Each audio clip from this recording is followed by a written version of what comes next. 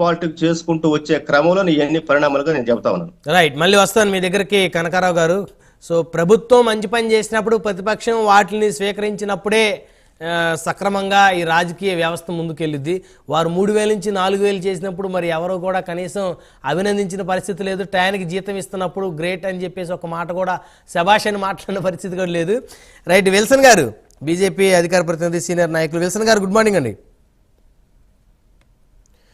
So కేంద్రం సహాయంతో ముందుకు వెళ్తాం, దేశంలోనే రాష్ట్రంని అగ్రగామిగా నిలపటమే మా ఏకైక లక్ష్యంగా పనిచేస్తా ఉన్నాం అంటూ ముఖ్యమంత్రి గారు మాట్లాడుతూ ఉన్నారు. సో 100 రోజులు దాటింది కాబట్టి ఇక ఒక్కొక్క పథకం ఏదైతే కూటమి పార్టీలు హామీ ఇచ్చే ఎన్నికల ముందు ఇక వాటిని అమలు చేసే ప్రక్రియలో భాగంగా ముందుకు వెళ్తున్నారు అనుకోవచ్చా? ఉచిత గ్యాస్ సిలిండర్ కానీ, ఫ్రీ బస్ కానీ. గుడ్ మార్నింగ్ బ్రహ్మనాయుడు గారు, మీకు ప్యానెల్లో ఉన్న మిత్రులందరూ కూడా నమస్కారం. 100 రోజుల పాలనలో చాలా స్పష్టమైన తేడా ఒకటి కనబెడతాం. పోలవరం మోడీ గారి వరం. భారతీయ జనతా పార్టీ ప్రభుత్వంతో పోలవరాన్ని దరిదాపు 72% పూర్తయింది అనేది స్పష్టం. కానీ ఆ పోలవరాన్ని పడక ఇచ్చింది గత ప్రభుత్వం. జగన్మోహన్ గారి ప్రభుత్వంలో పోలవరంలో ఇంచే కదలికలేదు.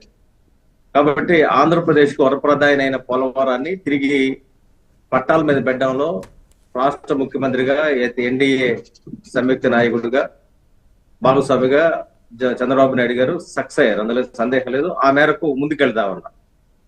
2, అమరావతి దాదాపు 3 లక్షల కోట్ల ఖరీదు చేసి విలువైన భూములను అమరావతిని పడక ఇచ్చింది గత ప్రభుత్వం. దాదాపు 45 కేంద్ర సంస్థలు అక్కడ వస్తుంటే ఆ 45 కేంద్ర సంస్థలు తీసుకొచ్చి వాళ్ళకి ల్యాండ్ ఇచ్చి డెవలప్ చేస్తే కొన్ని లక్షల ఉద్యోగాలు వస్తాయి. కానీ జగన్మోహన్ రెడ్డి గారికి ఏదో వ్యక్తిగతంగా ఒక సామాజిక వర్గం మీద ఉండే కోపమో, కసో, ద్వేషమో వీటితో అమరావతిని పడక ఇచ్చారు. తద్వారా దరిదాపు 30 సంవత్సరాలు రాష్ట్రం వెనకపోయింది. ఎందుకంటే అమరావతిని మనం ఖచ్చితంగా డెవలప్ చేసుకుంటే కొన్ని లక్షల ఉద్యోగాలు వస్తాయి. కానీ ప్రభుత్వంలో ఒక ఉద్యోగం రాని పరిస్థితులు ఉందంటే కారణం ఏంటంటే అమరావతి పట్ల జగన్మోహన్ రెడ్డి గారి ద్వేషం. అంటే మనం ఓవరాల్ గా చూసుకున్నప్పుడు ఖచ్చితంగా అమరావతి చాలా వాల్యుబుల్. ఏపీ అంటే అమరావతి, పోలవరం ఈ రెండింటి విషయంలో చంద్రబాబు నాయుడు గారు తన ప్రాధాన్యత క్రమంలో చాలా స్పష్టమైన వైఖరితో ముందుకెళ్తున్నారు. అనుకోకుండా వచ్చింది వరదలు. మరి అనుకోని అతిథులాగో అనుకోని శత్రువులాగా వచ్చిన వరదల్ని ఎదుర్కోవడంలో ముఖ్యమంత్రి గారు సర్వశక్తిలోడ్డి పనిచేస్తున్నారు, అందులో సందేహం లేదు. కేంద్రానికి సంబంధించిన ఎన్డీఆర్ఎఫ్ బృందాలు మరి దిగి చాలా పెద్ద ఎత్తున పనిచేసాయి. రాష్ట్ర ప్రభుత్వానికి రావాల్సిన వాళ్ళు ఏదైతే పెడతారో అవన్నీ కూడా తిరిగి రియంబర్స్మెంట్ చేసే విషయంలో కేంద్రం స్పష్టంగా వైఖరి ఉంది. ఆ మేరకు చంద్రబాబు నాయుడు గారికి అంటే ఈ రాష్ట్ర ప్రభుత్వాన్ని సహకరించడానికి కేంద్రం సిద్ధంగా. అదే సమయంలో ఒక పెద్ద ఉత్పాతం అనేది ఆంధ్రప్రదేశ్ ప్రజలకి అయితే భూగోళం నుండి తెలుగు వాళ్ళందరికీ భారత ప్రజలందరికీ కలిగింది ఇది తిరుమల విషయంలో. దాని విషయంలో ఒక స్పష్టత కోసం రాష్ట్ర ప్రభుత్వం సిద్ధంగా ఉంది. ఈరోజు సుప్రీంకోర్టు గైడ్ లైన్స్ తో ఏం చేయాలనేది ఖచ్చితంగా కోర్టుని ఆయన రెస్పెక్ట్ చేస్తా అన్నారు. మరి అక్కడ నిజానికి కూడా దానికి అక్కడ కొవ్వు కలిసిందా లేదా, ఈ 5 ఏళ్లలో ఏం జరిగింది అనేది భక్తులకు చెప్పాల్సిన అవసరం ఉంది. రాష్ట్ర ప్రభుత్వం ఆ మేరకు ముందుకెళ్తాగా నేను నమ్ముతాను. 2 పింఛన్లు రాగానే చంద్రబాబు నాయుడు గారు పింఛన్లు పెంచారు, అది పాజిటివ్ వైబ్రేషన్. డిఎస్సి నోటిఫికేషన్ ఇచ్చారు, పాజిటివ్ వైబ్రేషన్. ఇక వాళ్ళు చెప్తున్న వాలంటీర్ వ్యవస్థ మీద ప్రభుత్వం ఆలోచిస్తున్నా ఉంటుంది. ఒక విధానం రావాలి. ఎందుకంటే 5 సంవత్సరాల పాటు వాలంటీర్ల పేరుతో ధ్వంసమైంది దళిత, గిరిజన, బలహీన వర్గాల యువత. 5 ఏళ్ల పాటు వాళ్ళ లైఫ్ స్పాయిల్ అయిపోయింది. 5,000 రూపాయలతో బతకడమే కష్టం. దాన్ని చంద్రబాబు నాయుడు గారు 10,000 చేస్తా అంటున్నారు. చేసే క్రమంలో నేనైతే ఏమంటున్నానంటే భారతీయ జనతా పార్టీ కార్యకర్తగానే కాదు, ఒక సామాజిక అంశాల మీద అవగాహన వ్యక్తిగా ఎవరినైతే అర్హులు ఉన్నారో వాళ్ళని మీరు ఏ విధంగా అయినా సరే అకామిడేట్ చేసి వాళ్ళ కెరీర్ గత 5 ఏళ్ళు నష్టపోయిన దానికి వాళ్ళు రేపొద్దున ఏదైనా ఉద్యోగాలకి వెళ్ళినా 5 సంవత్సరాల పాటు ఎక్కడ దగ్గర కొంత వెసులుబాటు ఇచ్చి వాళ్ళకి సహకరించాల్సిన అవసరం ఉంది. అదే సమయంలో వాళ్ళని ఎవరైతే అర్హులు ఉన్నారో రాజకీయాలకు అతీతంగా వాలంటీర్ వ్యవస్థని మళ్ళీ తెలుగుదేశం పార్టీ కార్యకర్తలు చేయాల్సిన అవసరం లేదు. ఎవరైతే వాలంటీర్లు ఇప్పుడు ఖాళీగా ఉన్నారో మళ్ళీ వారినే వాళ్ళ అంటే ప్రభుత్వం ఒక విధాన నిర్ణయం తీసుకొని వాలంటీర్ తిరిగి కొనసాగిస్తానంటే ఆ కొనసాగించే క్రమంలో వాలంటీర్ వ్యవస్థ సర్వీస్ తీసుకోవచ్చు. మొన్న కూడా నాకు చెప్పింది ఏంటంటే విజయవాడ వరదల్లో కూడా వాలంటీర్లు ఉపయోగపడ్డారు. వాళ్ళు నాకు వ్యక్తిగతంగా వాళ్ళు కనబడి చెప్పింది ఏంటంటే మమ్మల్ని రమ్మన్నారు పనిచేసేవారు. వాళ్ళు గత 2 నెలల నుంచి వాళ్ళకి శాలరీస్ లేవు. శాలరీస్ తిరిగి ఇచ్చే విషయంలో రాష్ట్ర ప్రభుత్వం ఏం చేయాలని దగ్గర ఒక క్లారిటీ వస్తే అది ప్రజలకు వాలంటీర్లకు ఉపయోగం. అందులో ఇప్పుడు 1,00,000 మంది రాజీనామా చేశారు కదా సార్ ఎన్నికల ముందు, వారిని కూడా కలుపుకోవాలా? రాజీనామా చేసిన వాళ్ళ పట్ల ప్రభుత్వ వైఖరి కూడా ఒక స్పష్టత ఉండాలా. ఓకే, అదేవిధంగా వాళ్ళు తీసుకోవాలనుకుంటే కూడా ఒక క్లారిటీ ఉండాలా. అదే విధంగా గత ప్రభుత్వం మొత్తం కార్పొరేషన్ నిధులు మొత్తం ఆఫ్ చేసింది. తిరిగి పునరుద్ధరణ చేయాల్సిన అవసరం ఉంది. ఇప్పుడు ప్రభుత్వం తిరిగి పునరుద్ధరణ చేయాలని కూడా ఆశిస్తున్నాము. ఆ మేరకు రాష్ట్ర ప్రభుత్వం ముందుకెళ్తుందని కూడా నేను భావిస్తున్నాను.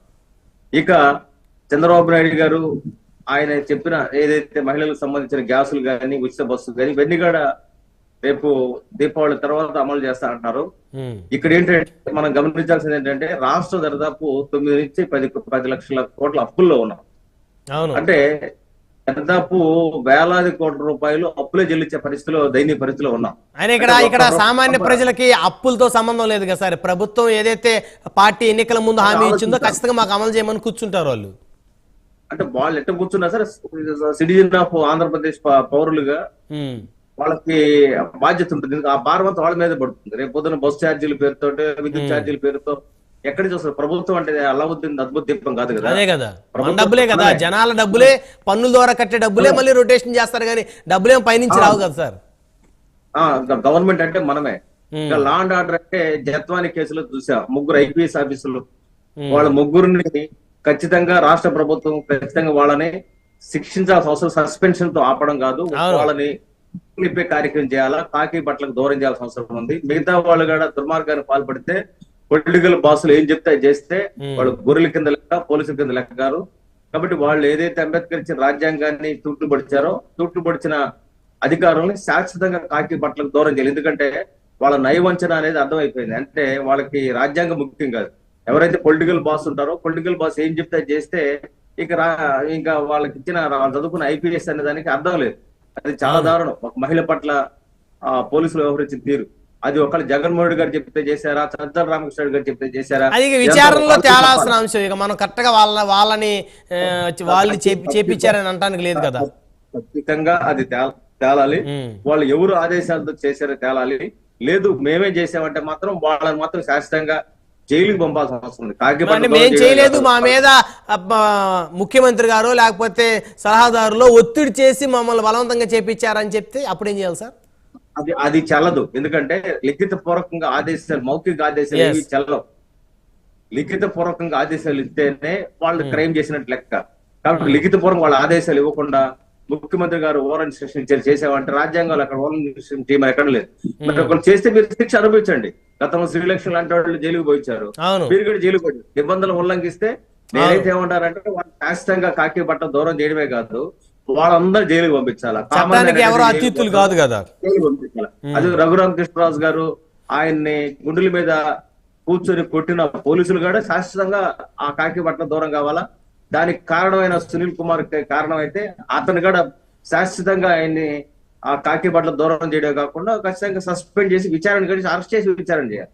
ఎందుకంటే ఒక పార్లమెంట్ సభ్యుడిగా రక్షణ లేకపోతే వ్యవస్థలో అది కూడా చెప్పాలి. వాళ్ళు మేము జగన్మోహన్ రెడ్డి గారు చెప్తే చేసామా, సజ్జల గారు చెప్తే చేసామా, ఎందుకు బంటురోతుల్లాగా చేశారా, మీకంటూ సిగ్గు లేదా మాన మర్యాద లేదా, ఒక MP పట్ల వ్యవహరించిన తీరు ఏంటి, ఇవన్నీ కూడా ప్రజలు గమనిస్తున్నారు. కానీ మేమంటామంటే రాజకీయాలు అతీతంగా ఇప్పుడు జగన్మోహన్ గారు తెచ్చిన మంచి ఏమన్నట్టు స్వీకరించండి, తప్పలేదు. ఇప్పుడు ఆ సచివాలయ వ్యవస్థలో ఏదైనా మనకు వ్యవస్థలు ఉపయోగపడితే వాడండి, వాలంటీర్లు ఉపయోగపడితే వాడండి. ఇక్కడ భేషాల్సిన అవసరం లేదు. అది ప్రభుత్వం ఏదైనా పబ్లిక్ కి మంచి జరగాలి, ఉపయోగపడాలి, రాష్ట్రం డెవలప్ అవడమే కదా కావాల్సింది. తీసుకోవచ్చు. ఇక్కడ ఏం మనం మొహమాట పడాల్సిన అవసరం లేదు. గతంలో రాజశేఖర రెడ్డి గారు కూడా చంద్రబాబు నాయుడు గారు తీసుకొచ్చిన హైటెక్ సిటీని ముందు తీసుకెళ్లారు తప్ప వెనక్కి తీసుకెళ్లారు. కానీ జగన్మోహన్ రెడ్డి గారు దానికి పూర్తి విరుద్ధంగా చంద్రబాబు నాయుడు చేసిన దాన్ని అంతా వ్యతిరేకించాలనుకున్నాడు. ఆలోచన విధానం కరెక్ట్ కాదు. ఎవరైనా మంచి చేస్తే మంచిని ఆహ్వానించాలి. ఇప్పుడు జగన్ ఒకవేళ మంచి చేస్తే